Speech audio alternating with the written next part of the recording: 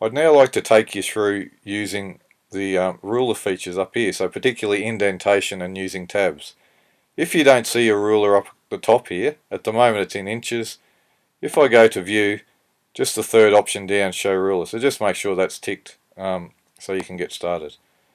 What we're going to look at is using indentation and how we can set that up.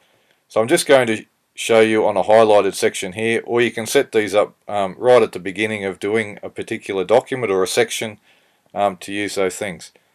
So if we look here, we've got a triangle that's facing down, that's called our left indent, and above it's called the first line indent, or some people might refer to it as the hanging indent.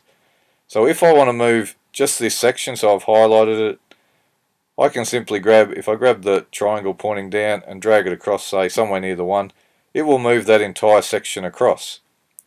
The first line indent, which is the little rectangle on the top, I can then grab that if I like and move it back, or I can move it forwards. So wherever I put it, it will sit there, and now it's grabbing the first line of each paragraph or each section, and it will be in this alignment the remainder of your document there. So again, if I want to drag this across, you'll notice they're somewhat connected. So to get them back together, one will go a little bit crazy for a minute, but it's very easy to grab that and put it back into alignment. So that's handy for those type of things. One thing you might also find useful with that is, let's say I have a quote that I want to sort of specialize. If I move the left hand indent in, and I also grab the right hand indent and move it across, everything will sit in the middle. So that works really well if you want to emphasize a quote or a particular bit of text away from other things. The next thing I'm going to do is show you how to use tabs.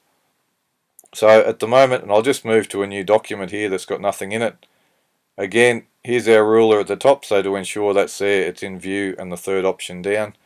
What we can do with tabs, so usually if I hit tab, it just jumps over a predefined distance.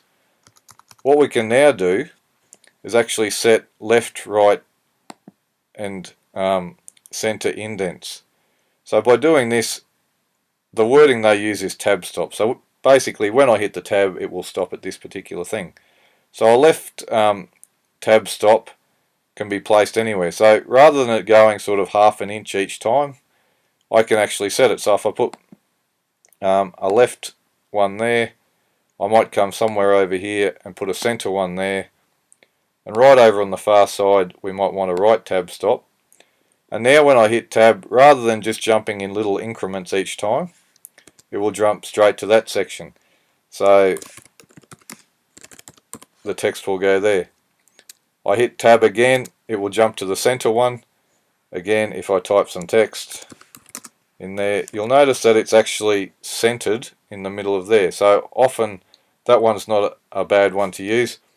The last one particularly is really useful if you're typing values and you want to have a total of some money or something like that.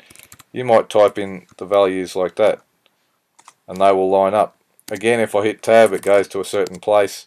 This one's centered, of course. And finally, doing those type of things.